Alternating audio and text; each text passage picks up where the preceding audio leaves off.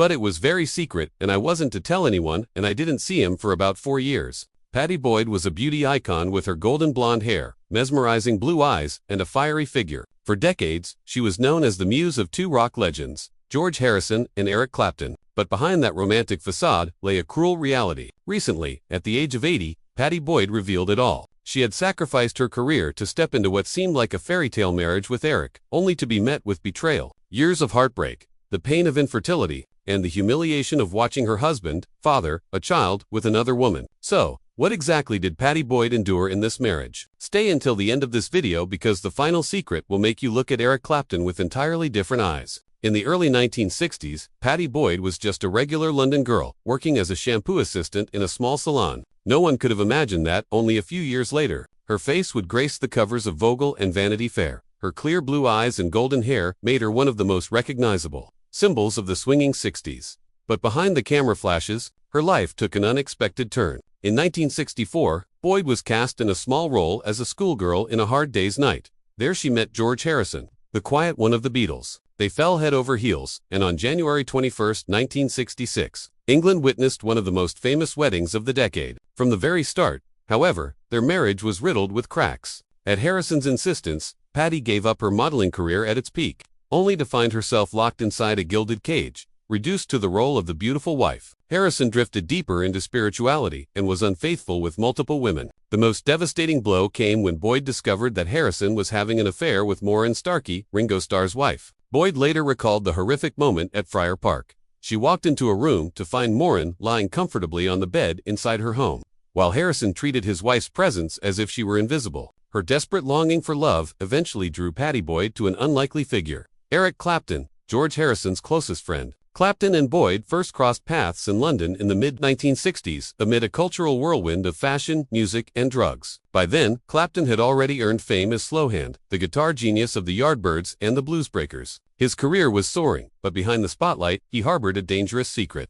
He was hopelessly in love with his best friend's wife. Among those close to him, it was hardly a secret. Singer Bobby Whitlock later recalled how Clapton could talk about Pattie for hours as if he were bewitched. He knew she was George's wife, but his feelings were so intense they crossed every boundary. By 1969, it all came to a breaking point. Pattie suddenly received an anonymous letter signed only with the initial E. The words inside were trembling, desperate. To have had you once is to love you forever. I would give up my family, my God, and my very existence just to be with you. If you want me, take me. I am yours. If not, then break the spell that holds me captive. Boyd later admitted she was stunned. The letter both flattered and terrified her. Behind the letter E, she instantly recognized Eric Clapton. But the most shocking part came next. Instead of hiding it, Boyd handed the letter to Harrison. What followed was a violent confrontation between the two men. Harrison struck Clapton several times, but Clapton only laughed and said, "Then let me have her." The fight grew so intense that the other Beatles had to step in and break it up. Clapton, wounded and consumed, poured his agony into music. He turned to the Persian legend of Layla and Wonderful,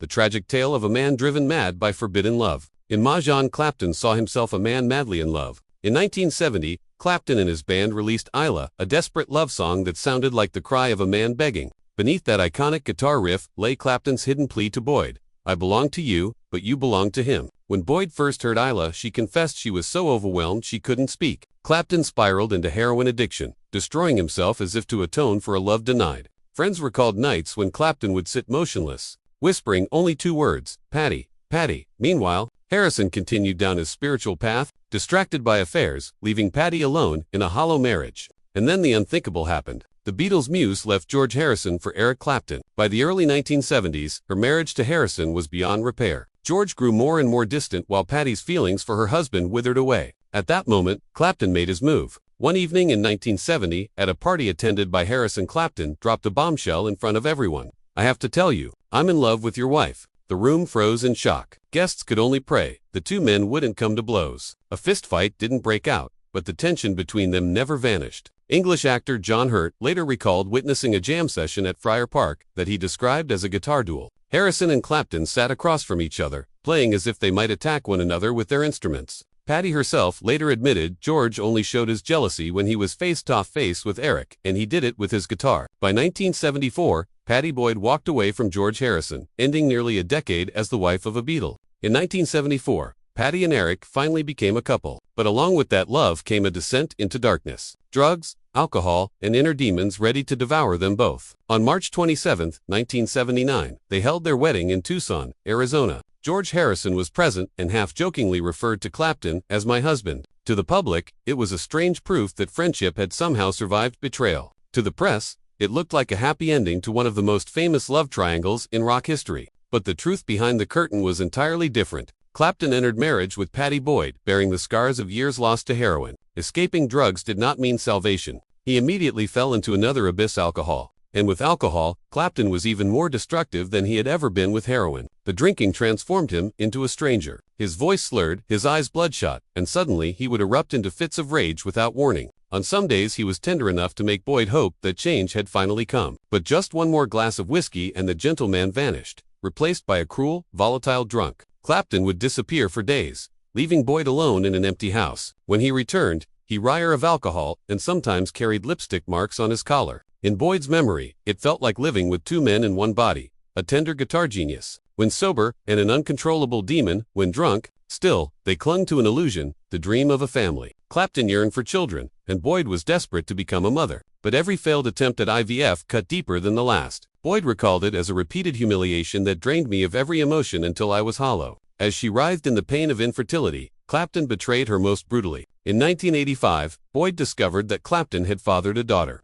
Ruth, with Yvonne Kelly, a recording studio manager. It was a devastating shock, revealing the cruelest betrayal at the very moment she could not conceive. Less than a year later, the wound still raw, Clapton fathered another child, Connor, with Italian actress Lori Delano. For Pattie, it felt like a cosmic mockery. She longed for a child with all her being, while the man who once professed to love her slept with other women, turning their marriage into a living hell. By the mid-1980s, everything collapsed under the weight of addiction, betrayal, and shattered dreams of motherhood. Boyd left Clapton in 1987 and officially divorced him in 1989. Afterward, she confessed, "I had lost my sense of self. I was no longer George's wife, nor Eric's wife. Who was I? I was no one at all." Leaving Eric Clapton in 1987 did not simply end a marriage. It meant stepping out of the wreckage of a life defined by others. For more than 2 decades, Boyd had existed as the wife of a Beatle and the muse of a guitar god. She was idolized, immortalized in songs, yet rarely recognized as an independent person. When the spotlights faded, only one painful question remained. Who am I if not George's or Eric's? To answer it, she began to stitch herself back together. Boyd turned to therapy, openly admitting that her self-esteem had been crushed by years of cruel comparisons. First, with the women who passed through Harrison's life, then with Clapton's secret lovers. The scars never disappeared, but Boyd chose to transform them into material for growth. Photography, her long-suppressed passion, became her salvation. With her camera, she captured the world through eyes that had seen the heart of rock and roll's chaos. Her images were raw, unglamorous, even self-portraits that revealed her as a woman who had survived turmoil. Exhibitions in London and beyond introduced the world to a new Pattie Boyd, no longer just a muse, but an artist. Then in 2007, she shocked the public once again by publishing her memoir, Wonderful Tonight. In it, Boyd laid bare what had long been hidden behind the myth: infidelity, neglect, lonely nights, and the rare, fleeting moments of love. Audiences who had romanticized those marriages were stunned. Behind the immortal songs was a woman with a bleeding heart. But Wonderful Tonight was not merely a tell-all. It was Boyd reclaiming her voice after decades of being written out of her own story. And then in her 70s, she did the unthinkable. She remarried. In 2015, at a modest ceremony in